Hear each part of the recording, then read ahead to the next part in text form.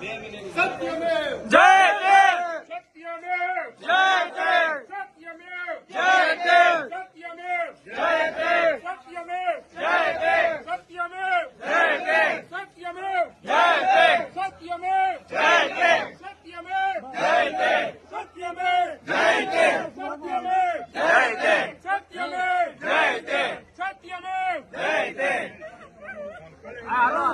બસ નમસ્કાર, જય હિન્દ, જય ભારત, જય સંવિધાન. અમરેલીના જે બનાવટી કથિત લેટરકાંડ મામલે જે નિર્દોષ યુવતી પાયલબેન ગોટીને હાલ સંપૂર્ણપણે જામીન મળી ગયા છે.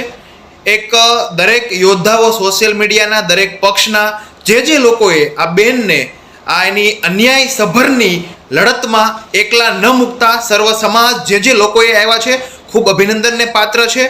પરંતુ હવેથી આ લડાઈ અહીં જ પૂરી નથી. ફક્ત પાયલબેનને જામીન મળવાથી આ લડાઈ પૂરી નથી.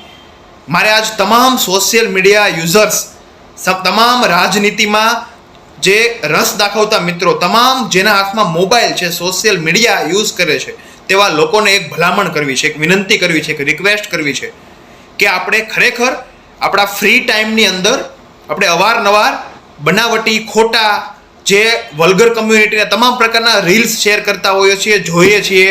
આપણને એન્ટરટેન માટે વિવિધ પ્રકારના રીલ્સ જોઈતા હોય છે. સોશિયલ મીડિયા ફક્ત ને ફક્ત એક મનોરંજનનું સાધન બની ગયું છે આજકાલના સમયની અંદર. એવાની વચ્ચે જ્યારે ગુજરાત રાજ્યની અંદર કે ભારત દેશની અંદર કોઈ અન્યાય બને, ચાલો આપણે પ્રત્યક્ષ કોઈ સમક્ષ જઈને મદદ કરી શકીએ કે ન કરી શકીએ, બે નંબરની વાત છે.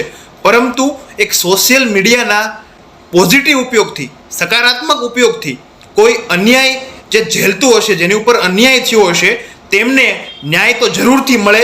એ આ અમરેલીની મેટર ઉપરથી સાબિત થાય છે કે જેટલા લોકોએ આ મેટરને એક ગંભીરતાથી લીધી અને સોશિયલ મીડિયાનો પોઝિટિવ ઉપયોગ કરીને તમામ જગ્યાએ એક એવું સરકાર ઉપર એક એવું દબાણ સર્જાયું કે ખરેખર આ મેટર ઉપર સરકાર વિચારિત થઈને અંતે આ દીકરીને ન્યાય મળ્યો.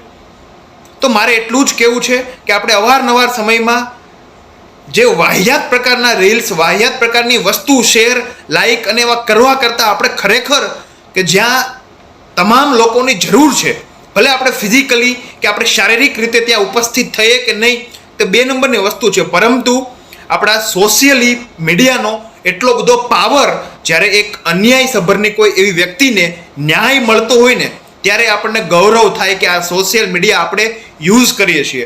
તો ખરેખર ભવિષ્યની અંદર જ્યારે આવા કોઈ પણ પ્રકારના બનાવ અથવા અન્યાય સભરની વસ્તુમાં આપણે સૌ સોશિયલ મીડિયાનો સકારાત્મક ઉપયોગ કરીએ અને ભવિષ્યની અંદર જ્યાં આવી અમરેલીની આ પાયલબેન ગોટી જેવી દીકરીઓ કે જેમને અન્યાય થાય છે, તેમને ખરેખર જરૂરિયાત હોય તેવાની સાથે ખભે ખભો મિલાવીને ઊભા રહીએ અને લડત આપીએ. આટલો જ હેતુ છે.